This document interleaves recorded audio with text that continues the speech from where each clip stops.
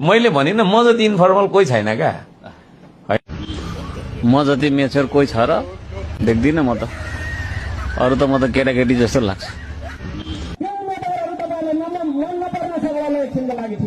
मलाई हेरेर भोट दिनु साथी हेरेर भोट दिनु हरका साथीलाई हेरेर भोट दिनु राष्ट्रपालाई कति चुनौती दिनु भएको छ यहाँले